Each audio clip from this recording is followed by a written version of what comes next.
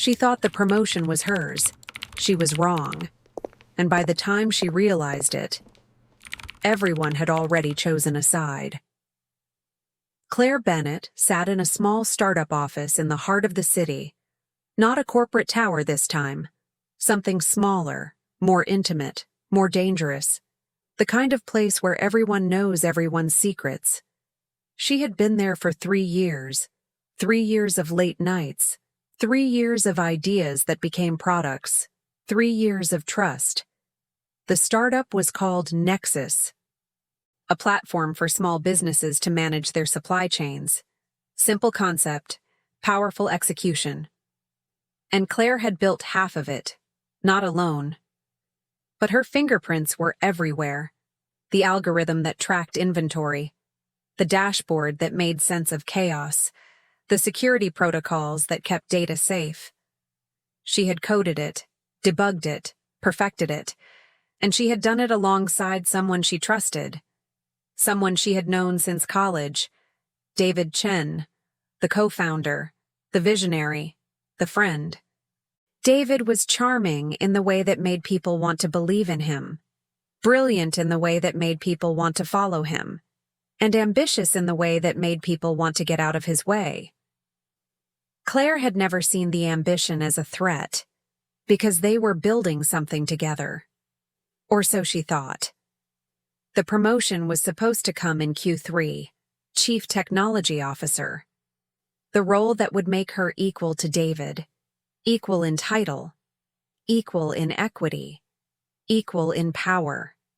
David had promised it. Not in writing, but in conversations, in late-night planning sessions, in moments when it was just the two of them, talking about the future. "I want you as my co-founder in name," he had said once, "not just in work." Claire believed him, because belief is easier than doubt, and doubt would have meant questioning everything. So she didn't. She kept building. She kept trusting. She kept waiting for the promotion that felt inevitable. Then one morning, everything changed. Claire arrived at the office to find an all-hands meeting scheduled. Unusual. David rarely called meetings. He preferred to move fast, to decide alone, to announce after. But this time, he wanted everyone there. Claire felt something shift in her chest. Not fear exactly, just recognition. The kind you get when you know something is about to break. The meeting room filled quickly. 20 people, the entire team. David stood at the front, smiling, confident, the way he always looked when he was about to change the game. "I have an announcement," he said. Claire's heart thudded. This was it. This was the moment. David continued, "We've brought on a new CTO." Claire blinked. "New?" David gestured to a man standing beside him. "This is Marcus Whitfield, a veteran from Google, an expert in scalability. Exactly what Nexus needs as we grow." Claire stared. Her mind didn't process the words correctly. New CTO. Not her. Someone else. Someone from Google. Someone. Not her. David's eyes found hers for a second, then looked away, and that look said everything. Claire felt the room tilt slightly, but she didn't move. She didn't react, because survival taught her something early. When you're being betrayed in public, don't let them see you break. The meeting continued. Marcus spoke about his vision, about scaling, about taking Nexus to the next level, about all the things Claire had been saying for months, all the things she had written in proposals, all the things she had planned. But they were coming from his mouth now, and they sounded like his ideas. Claire sat perfectly still, hands folded, face neutral. But inside, something was burning. Not anger first, confusion, because David had promised. David had said she was essential. David had said the promotion was coming. So why? Why would he bring in someone else?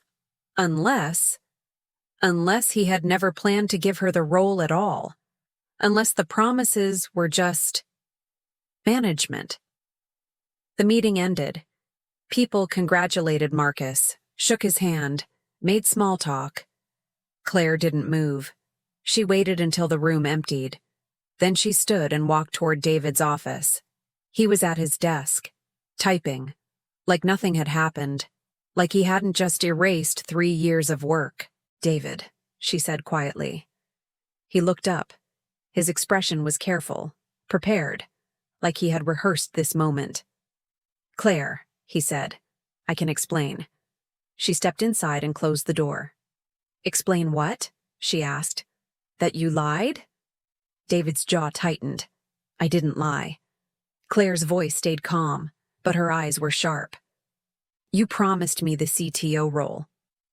David leaned back in his chair. "I know." He paused. But things changed. Claire waited.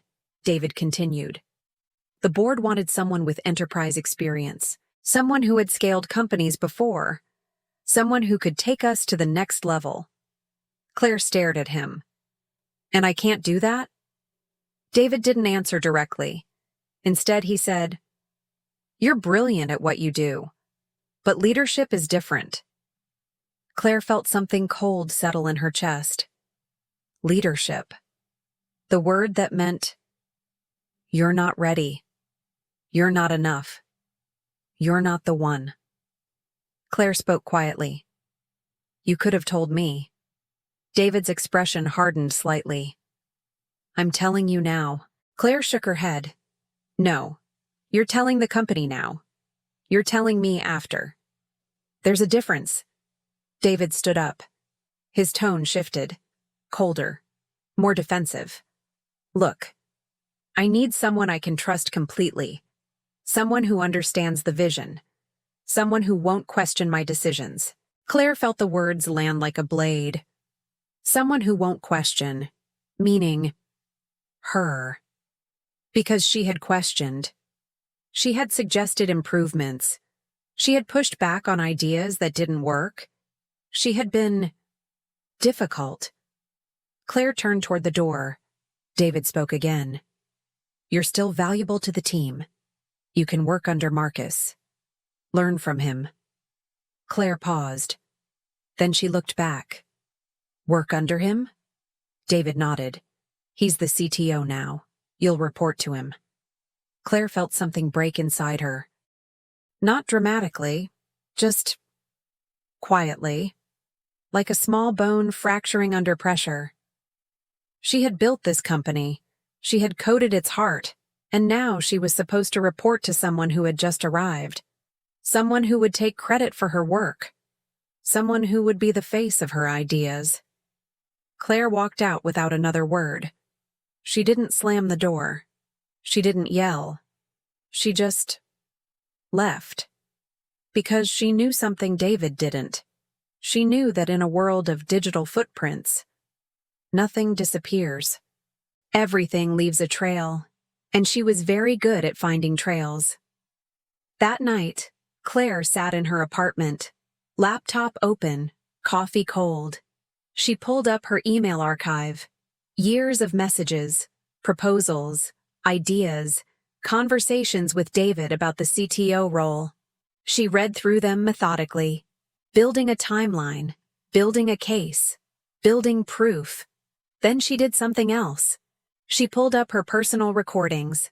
Because Claire had learned long ago that conversations matter, and conversations with people in power matter even more. She had recorded several meetings with David, not secretly. She had told him she was recording, for documentation purposes. He had agreed, because he never thought she would need them. Claire listened to one recording from 2 months ago. David's voice was clear. "The CTO role is yours. I'm going to make it official next quarter. You've earned it." Claire saved that file. Then she pulled up her code repositories. Every line of code she had written, every commit message, every timestamp, proof that she had built the core systems, proof that the ideas were hers. Proof that Marcus was walking into a company built by someone else's hands. Claire spent the night documenting everything. Not for revenge, for protection, because she knew what was coming next. The next morning, David called her into his office again, this time with HR present. "Claire," David said carefully, "we've decided to restructure your role." Claire waited. "You'll be moving to a different team, a different project, something more suited to your skills." Claire's stomach tightened. This was the move. This was the erasure. David continued, "It's not a demotion. It's a lateral move." Claire almost laughed. A lateral move. The phrase that meant, "We're moving you away from the work you built. We're moving you away from the credit. We're moving you away from power." Claire spoke calmly. "And if I don't want to move?" David's expression hardened. "Then we'll have to let you go." The words hung in the air. Let you go. Fired. For what? Claire asked. David glanced at HR. The HR representative spoke. "We've received reports of difficult behavior, resistance to leadership, unwillingness to collaborate." Claire stared. Reports? From who? The HR representative didn't answer, because the answer was obvious. From David. From the man she had trusted. From the friend she had built a company with. Claire stood up. "I want everything in writing," she said. The HR representative nodded. "You'll receive a formal notice." Claire walked out, and this time, she knew exactly what she was going to do. She didn't go home. She went to a cafe, the same cafe where she had met Eleanor months ago. Different city, same instinct, neutral ground. She opened her laptop, and she started organizing her evidence. Emails. Recordings. Code commits. Timestamps. Everything that proved the ideas were hers. Everything that proved David had lied. Everything that proved the promotion was never coming. Then she made a call to someone she had met at a conference, a lawyer who specialized in startup disputes. Her name was Sarah. Sarah listened carefully as Claire explained everything. The promises, the betrayal, the sudden restructuring, the false accusations of difficult behavior. When Claire finished, Sarah was quiet for a moment. Then she said, "Do you have recordings?" Claire nodded. "Yes." Sarah's voice sharpened. "Of David promising you the CTO role?" "Yes." Sarah exhaled. "Then we have a case." Claire felt something shift. Not relief exactly, but possibility. Sarah continued. "What you're describing is breach of contract, fraudulent inducement, possibly even constructive dismissal." Claire swallowed. "What does that mean?" Sarah's tone became professional. "It means David promised you something. You relied on that promise. You worked based on that promise. And then he took it away. That's actionable." Claire felt her chest tighten. "But I don't have a written contract for the CTO role." Sarah paused. "Do you have the recordings?" "Yes." "Then the recordings are your contract. His voice is his signature." Claire closed her eyes. For the first time since the meeting, she felt like she wasn't alone. Over the next week, Claire documented everything with surgical precision. She pulled her code from the repository. She extracted her commit messages. She compiled her emails. She organized her recordings. She created a timeline that was impossible to dispute. Then she sent it all to Sarah. Sarah reviewed it carefully. Then she called Claire. "This is strong," Sarah said. "Very strong. The recordings alone are damaging. But combined with the code evidence and the emails, David has a serious problem." Claire felt something cold and clear settle inside her. Not revenge, justice. Sarah continued, "I'm going to send David a letter, a preservation notice.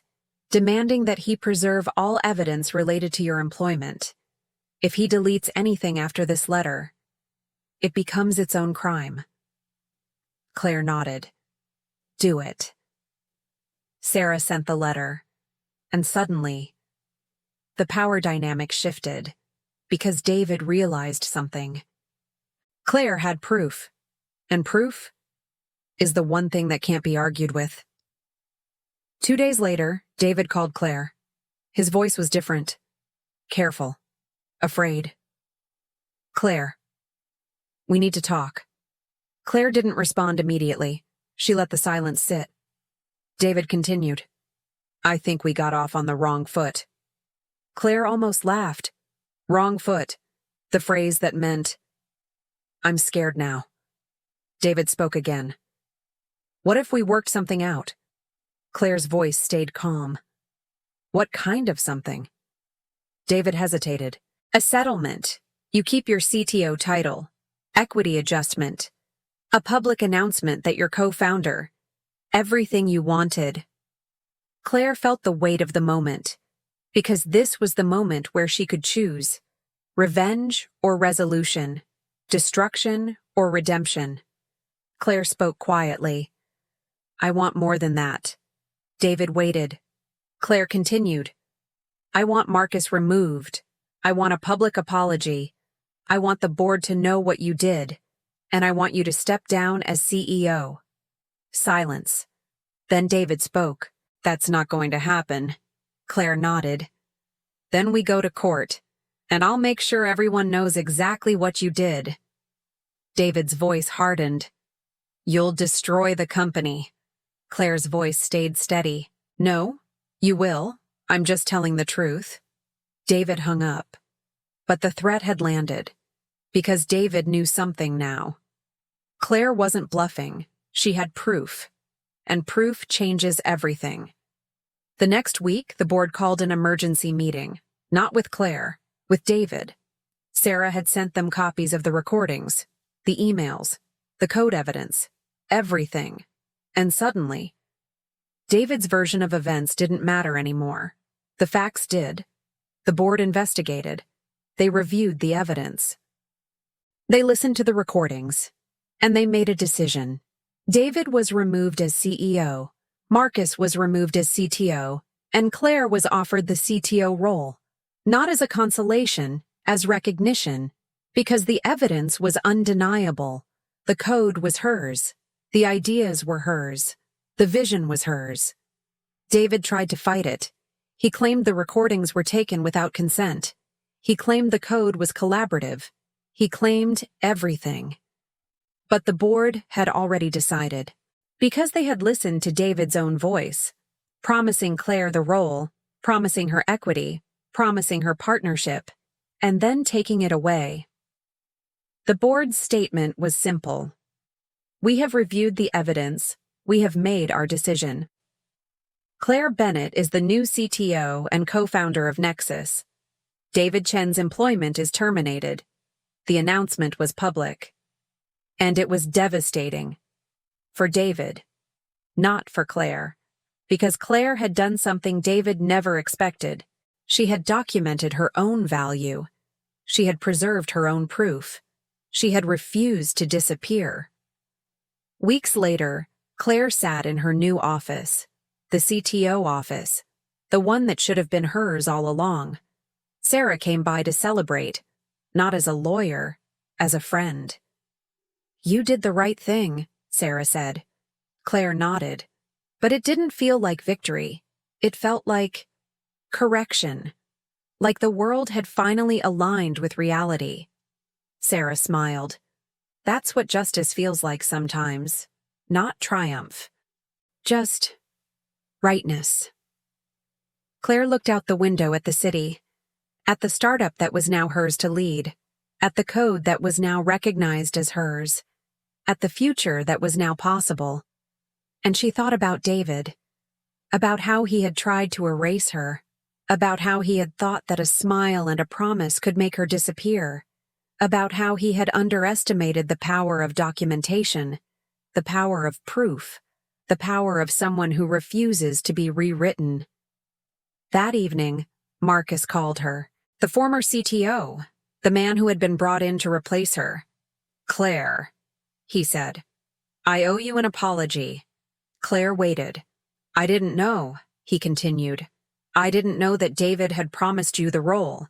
I didn't know that the ideas were yours. I just took the job."